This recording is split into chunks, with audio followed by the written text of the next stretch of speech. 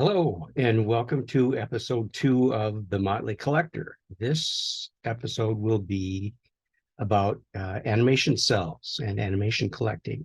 I started collecting I'd say I got my first real cells in 1984, and that's when I bought most of them. That was at the Worldcon in Los Angeles, science fiction, horror, and fantasy convention in 1984. So a lot of these cells I have are actually, let's see, almost 40 years old. So they've been um, they're still in pretty good condition. So I'll start with um, a couple of the pre-production drawings or the actual graphics that the cells are made from. This one is from Dragon's Lair, the first Laserdisc video game. That's Dirk the Daring there. And you can see the imprint there from Don Bluth Animation. Dirk the Daring. I never did get very far on that game because it was damn hard. Next one is from the second Laserdisc video game, also by Don Bluth. This is from Space Ace. I think his name is Derek. I'm not sure. Again, another one I just never finished because I didn't have enough quarters. And let's see, a couple of cells. Let's see, I don't have these yet, but these are the pre-sale ones or ones that the company actually had reproductions of, Xeroxes of, just for sales purposes. This one's Johnny Quest, and they actually gave me some personal notes on those two of the colors and things. So this isn't a production thing. It's just like an advertisement for what they have for sale. And this is pretty nice. That'd be a pretty nice sell, but at $65 matted, that was a little beyond my price range at the time. Although now that'd be a deal for me because Johnny Quest is like the holy grail for original animation cells. And I'm talking about the show from 1964, not any of the reboots or the more modern versions. I don't really care for those that much. Here's another pre-sale one, Race Bannon. I don't know if I'd like to have that hanging on my wall, but it's kind of nice anyway. Now I'm getting into the actual production cells that I have. These are, again, one-of-a-kind cells used in one frame of animation on a production. They aren't reproduction cells. I don't care about those. That's the kind where a person sits down and makes multiple copies of the same cell, paints it over and over. I saw that being done at Disney, and it was just something I didn't want. It was just for selling purposes, and I didn't care for those. I like these unique, one-of-a-kind things. So here's another one with the certificate on it. This is the original pencil drawing from Star Trek the animated series. I don't remember the name of the episode. I don't think it's listed on here, but I have the DVDs, so I could check if I want. And then here's the actual animation cell from it. If I can get that lighting right there, that's not too bad. It's a nice Filmation style cell. Very nice. And I have seen the show. Again, I don't remember which episode it was, but I had that actual frame. This one is from in the United States, was one of the earliest anime shows, Gatchaman, or known here as Battle of the Planets. See, it says Gatchaman Force Leader, original animation cell painting. And the cell is original, and the background, I don't know if that was ever used in the series, but it's an original hand-painted watercolor painting, because I did separate it here just to check and see that, yes. Some of these are so old that I have to take some care with them. This is from another of my favorite series, Mobile Suit Gundam. This is Garma, I think. There's no information on the back. One of the bad guys. And unfortunately, they had put the sticker right on the front, and I tried to peel that off. I think it was actually only about 20 bucks at the time, that was before the animation collecting business really took off. And for some people, it is a business. For me, I just bought stuff that I like, and now everything's just so out of my price range that it's hard to think of even buying any Cels anymore, but everything is so outrageously priced now anyway. I don't think I could afford anything that's on. Here's one from the Spider-Man cartoon series, Spider-Man and Iceman. Again, this would be pre-1984, because that's when I bought all these. And that looks like that's a dual cell setup. You can sometimes tell by the production numbers. There are actually two Cels in there, so I'd guess that one is just Spider-Man and one is just Iceman. Here's a couple of really cheap ones I got from Toys R Us. They had stacks of them, so I bought a few. It's the original animation art. Toys R Us, $12.99. And this is from Teenage Mutant Ninja Turtles. That doesn't say which one that is, but there's a certificate of authenticity on the back.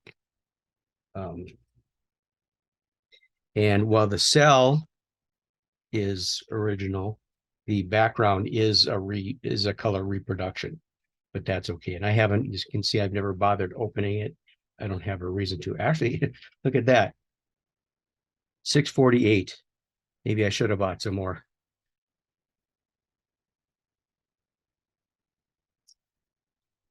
Another one of the Ninja Turtle training series.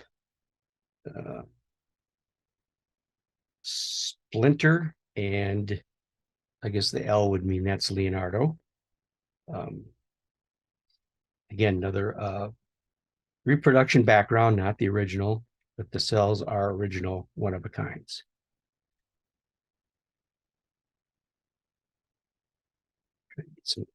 There. Well,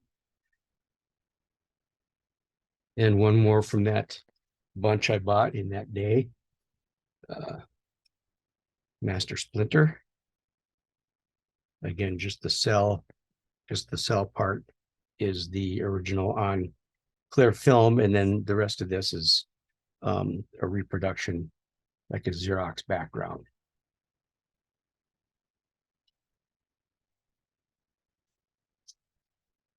And this next set I bought at the same time at that convention, just because I think a lot of them were really cheap at the time, maybe $5 to $10. This starts with the original pencil drawing on one side and the animation cell on the other side. I never bothered to try to separate them because they're kind of stuck in parts, and if I did that, the paint would flake off, and that would be just a horror show then. So, but again, they've held up pretty good in my storage for so long. This one is listed as being from it said on here, so Tobi Kage. Again, I'm not familiar with this character. Would have been pre-1984. If anybody has any information on it, I would like to know on this or any of these other characters. Kind of neat. There's again the original animation cell. And these I have no idea what they are. Again, from some Japanese animated show. And I think this is probably from the same one. It's a nice cell there, or not a cell. That's a pencil drawing that the cell is made from. So I'll show that the cell it's made from.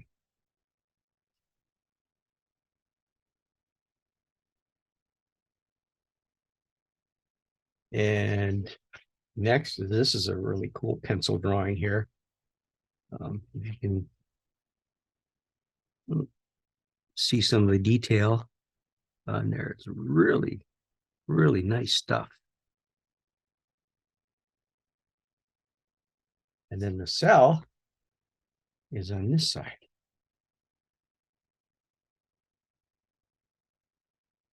Seems like it should be something about out of Akira, but that would have been a few years before that was created. Next one is this. Again, just the cell, kind of a cute little shot, but again, I don't know who that is. And on all these ones that I'm unsure of, I did do reverse Google searches on with no luck. Here's another cool one. Almost like something out of a video game. And that's on heavy, the acetate. Here's what the back looks like. You can see, if I can get that right, you can see the thick painting, how they have to layer it on. And that's how you know it's a real animation cell. You get those thick layers.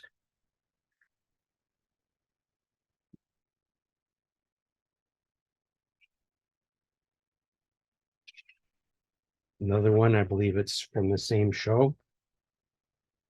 And this is a hand-painted original background. You see they paint, it goes off the edge of what they're actually going to film. Really, wait, well, I can probably take that one out. So you can see the down here, the actual painting marks on there in the cell is different, a different layer.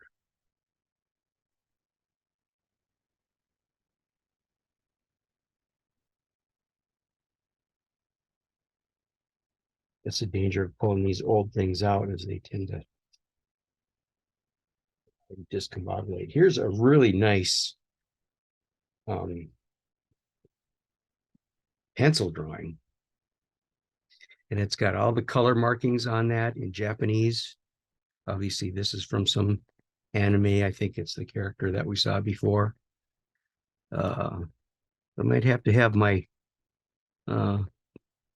cousin translate all that for me. He's living in Japan right now. But all the detail on that in just one frame is amazing.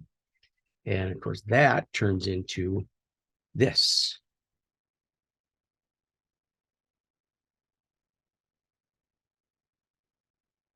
It's like a pretty rocking series that must have been. Now, one of my absolute favorites. This is a movie that came out in 1984. Not quite. There's a little discussion about copyrights, and this, I don't even know if this description of this character was in the original book by E. Doc Smith, but this is from the Japanese animated version of Lensman, and original painted background.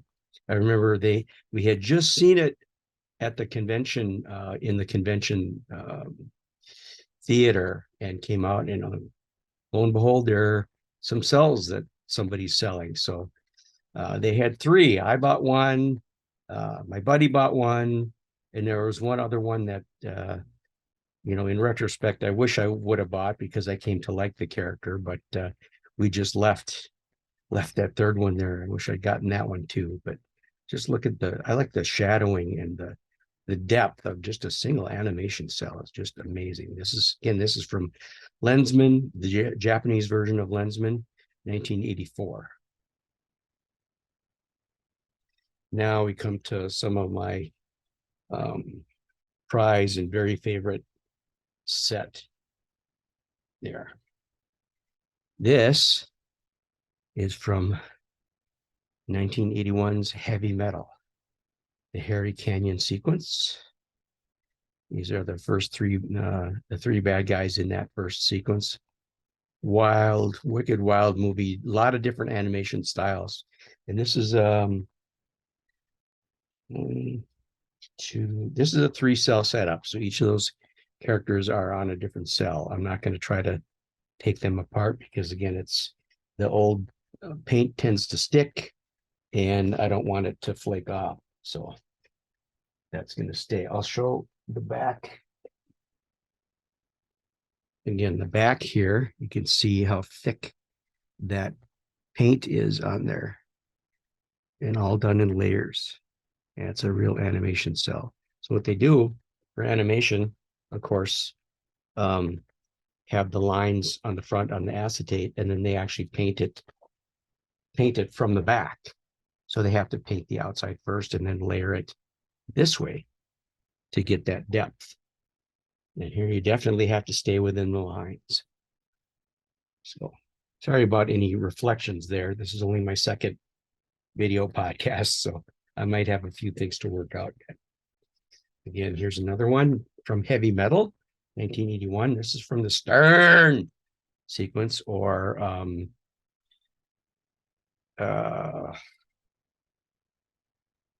I think it was just called Stern. Anyway, trying to remember that. This is from a cut scene that's described on the DVD in the extra features. But there are a lot of scenes where that's Hanover Fist. He actually looks very much like that. But the scene with the security robots was cut. So, but these are still actual animation cells. And a rarity at that. So.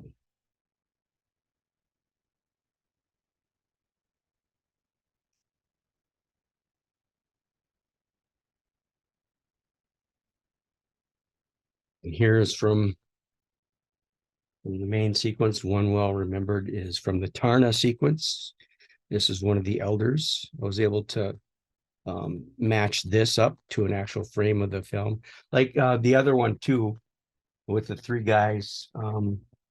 I guess I don't need to say what the actual point is in the movie that it matches up. But when I do go through and do a pause, I can pause it and say, hey, that's my cell. So I'm the only one that has that. So I wasn't able to find this exact one. I found one very similar, but the staff was facing the other way. So, but it's close enough. And again, it's got the production numbers, sequence numbers on the bottom.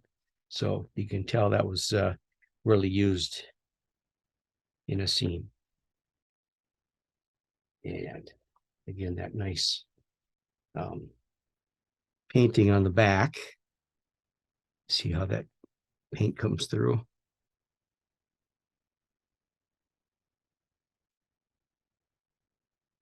Here's another cell from the same sequence, the Tarna sequence. Before, this is the three elders, the three of the elders that will soon be calling for Tarna. And that is, you can tell again by the multiple numbers on the bottom that it's, I think that's probably 3 separate cells. Nice. And then just like also with the, I think there was an Akira cell at the, a cell from Akira at the convention, and I'm sure it was way out of my price range, maybe, at the time, $100 or something like that, but, I pay for that in a heartbeat now. But anyway, I was real happy to get a Tarna cell, but this is like this. It's part of a sequence where just before she enters the bar, and you see it's really small in the frame, and that one's $5, definitely worth it. But this one reminds me of a scene in The Simpsons where Bart sends away for a cell from Itchy and Scratchy, and all they send him is just Scratchy's glove or something like that, just a very small thing. So it kind of reminds me of this, but it's always nice it's really nice to have a tar in a cell. And last, I have a few selections from the animated 1978-79 Bakshi Lord of the Rings.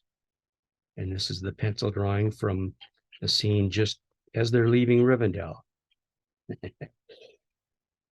And here's the one from Lord of the Rings. This is a pencil drawing from just after they're leaving, not Rivendell, Hobbiton, the Shire. They're going towards Bree. And this is one of the last times that they are really very happy and joyful in the movie, considering how things turn out the rest of it. And again, the markings for the actual cell that's going to be made from this. I don't have this particular cell. But I do have one of the star. It's a nice big picture. And this is from when they're in the Council of Elrond, and he's looking up at Aragorn, and they're discussing about who's going to take the ring in, and he's a little bit fearful, but he's going to volunteer to do it. Spoilers, by the way. And here's the last one. Probably well, we'll start with the pencil drawing.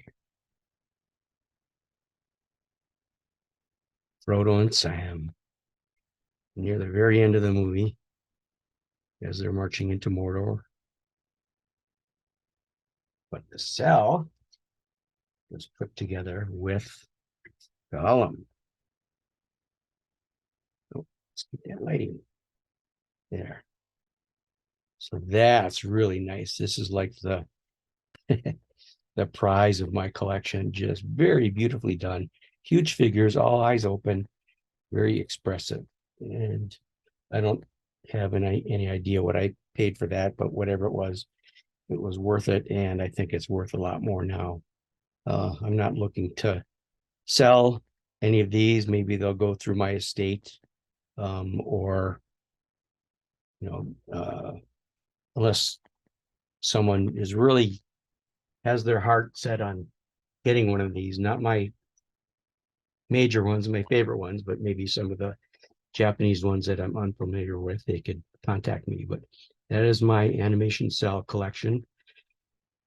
And I hope you check with me next time on the Motley Collector.